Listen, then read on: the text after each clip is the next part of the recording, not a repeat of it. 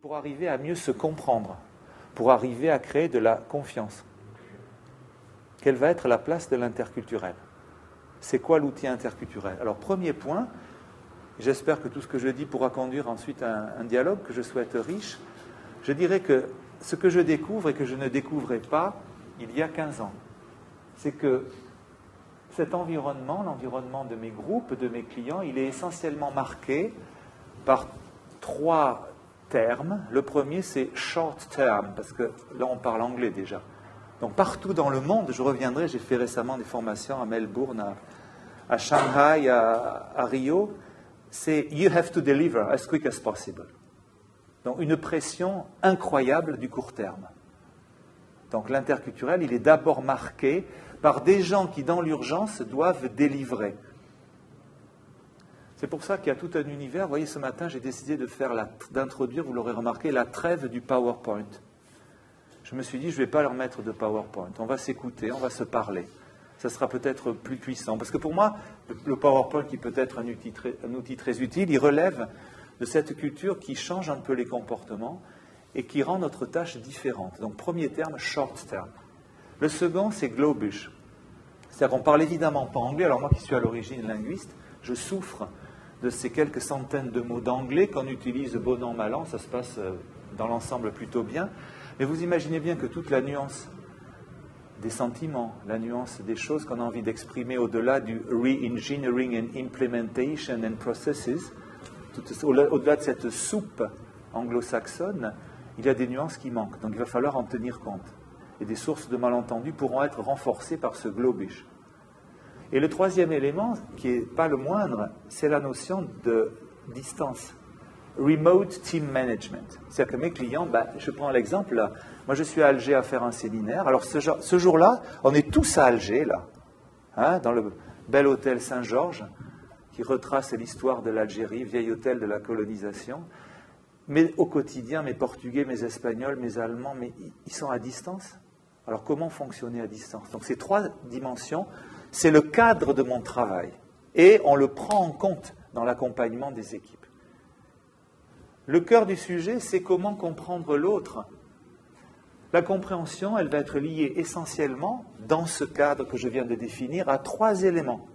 Le premier élément, ça sera la personne.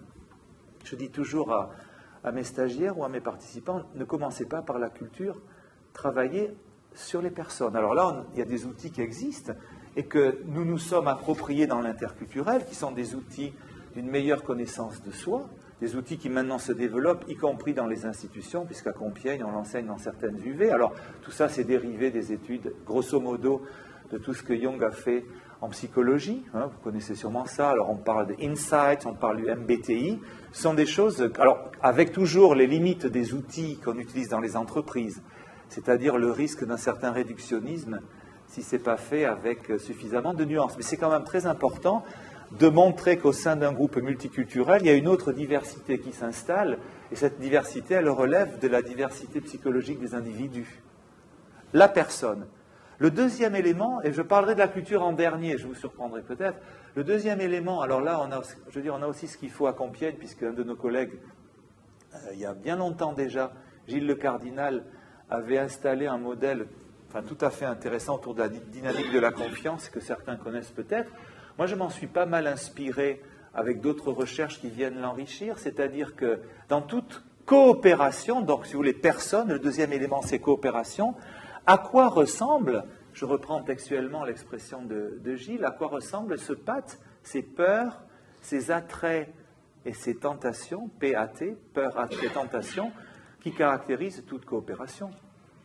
C'est quelque chose qui est fondamental. Et si on ne prend pas cela en compte, on n'avancera pas sur l'interculturel. Mon troisième terme, la personne, la coopération et les cultures. Pourquoi?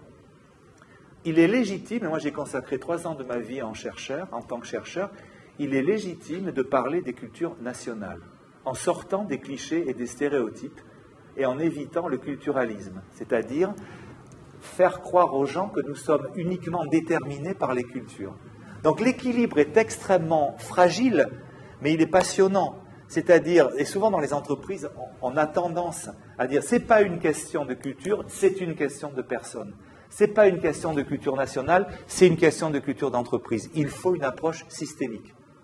Il est légitime de parler, puisque je suis sur ce pays-là, des différences entre les Français et les Allemands, mais il y a d'autres niveaux. L'autre niveau, ça va être les différences régionales. Je travaille beaucoup aussi avec l'Espagne et l'Italie. Bon, quand on travaille avec les autonomies espagnoles, selon l'expression espagnole, quand je suis chez Airbus, le petit jeu entre, évidemment, Madrid, l'Andalousie, vous l'imaginez aisément. Sans commentaire sur l'Italie, on pourrait y passer beaucoup de temps. Troisième dimension, la culture d'entreprise, qui va rarement, comme on le prétend trop souvent dans les entreprises, corriger à 100% l'élément national, mais qui va le nuancer, qui va le compléter. Je pourrais vous donner des exemples. Et puis pour terminer, des cultures de métier. Et je dirais que la clé, si je devais résumer ça en un mot, c'est une expression maintenant qui fait florès dans beaucoup d'entreprises, parce que apparemment ça parle aux responsables et aux managers. C'est ce que j'appelle « friendly avoidance ». C'est pour moi le critère de réussite d'une équipe transnationale ou d'une équipe multiculturelle qui peut se retrouver, comme je le disais à l'instant, dans le même pays. Sauf que moi, je travaille plutôt sur des nations différentes. C'est lorsqu'on est capable de sortir de l'évitement convivial, « friendly avoidance ». Ça donne concrètement « Salut, alors ça va ?» Ouais, alors t'as vu Manchester je sais pas. Alors on va parler du dernier match de foot, le sujet fédérateur, et on ne sera pas capable de mettre sur la table les sujets qui fâchent, burning issues. Dans mon job, je considère qu'il est fait lorsqu'une équipe est capable de mettre sur la table les sujets qui fâchent. Là, je parle d'un niveau de coopération qui concerne chacun d'entre nous. Ça peut commencer au niveau familial, ça peut se trouver au niveau associatif. Pour moi, c'est crucial dans les entreprises. Donc, surtout, ne pas perdre de temps à ne faire que, j'exagère en disant perdre de temps, mais ne pas se concentrer uniquement sur le culturel en le déconnectant du reste. Donc moi, mon boulot, c'est de plus en plus, je terminerai par ça avant de vous redonner la parole, gérer les contraintes de la globalisation. Parce que la meilleure définition d'une culture, après ce que je vous ai dit, la culture est une adaptation réussie à des contraintes externes. Le courtisan ou le rebelle français, ce sont des adaptations à un environnement avec un pouvoir central fort contre lequel on réagit. Vous me suivez? La culture du spécialiste, c'est une adaptation à la culture communautaire où l'individu est valorisé par sa tâche. Aujourd'hui, quelles sont les contraintes qui devraient nous permettre de définir une nouvelle culture commune? Savings. Dans toutes les entreprises, numéro 1, savings. Faites moins, faites plus avec moins. Partout, je vois, moins de ressources, moins de moyens, et puis après, bon, de temps en temps, ça peut déraper. Savings, pressure, competition, quick delivery. Donc, si vous voulez, curieusement, mon boulot, ça va vous sembler peut-être un peu particulier, mais de plus en plus, j'ai introduit, l'expression n'est pas de moi, elle est d'un grand philosophe allemand qui a écrit un bouquin que je vous recommande. Bon, c'est un peu indigeste parce que c'est un pavé allemand. Je suppose que c'est également une thèse un peu comprimée. Ça s'appelle l'accélération. C'est un bouquin génial. Alors, à l'allemande, il a étudié dans le détail tous les niveaux d'accélération. Le fait, par exemple, qu'aujourd'hui, ce qui est incroyable, le pouvoir législatif, normalement, c'est le temps long, faire une loi. Aujourd'hui, il y a un problème, on veut une loi le lendemain. Ça, c'est typique de cette... Vous voyez, dans un domaine différent, typique de l'accélération. Dans les entreprises, moi, je trouve que parfois, ça crée des gens qui sont dans des situations en étant un petit peu déboussolés. Donc, c'est créer des îlots de décélération. Je traduis en français. Autrement dit, dans mes bridges dont je vous parlais tout à l'heure, on va traiter tout ce que j'ai évoqué, le travail à distance, la création de la confiance, la compréhension de la différence culturelle, mais on va surtout dire aux gens, slow down. Et ça, c'est quelque chose qui me sidère, parce que maintenant, 9 fois sur 10, les gens, vous savez, on ne va pas s'en sortir, quoi. Un séminaire de 2 jours avec tout le boulot qu'on a. Bon.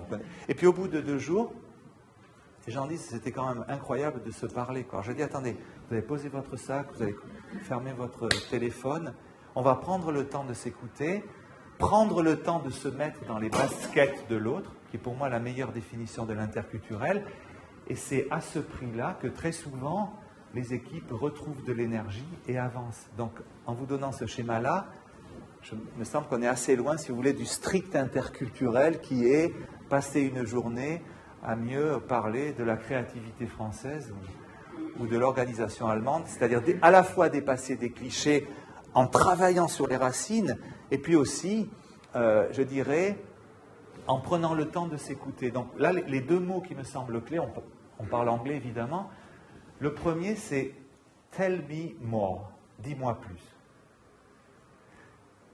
J'étais récemment avec une équipe aussi projet de 5 pays, des gens qui étaient ensemble depuis 1 an et demi. Donc ils se balancent genre 10 emails par jour, vidéoconf, voilà. Je me suis dit, je sais pas, je sentais qu'ils étaient un peu à la surface dans le relationnel. J'aurais dit, on va faire un petit exercice.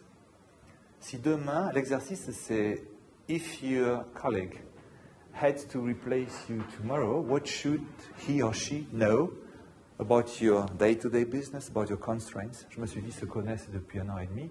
L'exercice va durer 1 demi-heure. On a passé 3 heures. Et ils parlaient. Ah bon, mais je ne savais pas. C'est-à-dire, pour moi, c'est gagné quand je commence à comprendre les contraintes de l'autre. Mais pour parler de ces contraintes, il faut déjà un minimum de confiance. Donc pour moi, la clé, elle est là. Sortir de la friendly avoidance, tell me more, et puis suspend evaluation. Parce qu'on n'a pas le temps, on juge. Je suis fatigué le soir, j'ai 50 emails. Je sors de ma dernière réunion, il est 19h45. Et comme je suis fatigué, je me lance dans le email ping-pong et la email escalation. J'interprète mal un propos, je mets mon chef en copie et c'est parti, quoi. Donc, je dis aux gens, vous ne répondez pas aux emails le soir, vous suspendez l'évaluation et vous cherchez à interpréter, vous cherchez 3 ou 4 raisons pourquoi votre collègue vous a envoyé le mail. Et vous allez vous calmer tout seul.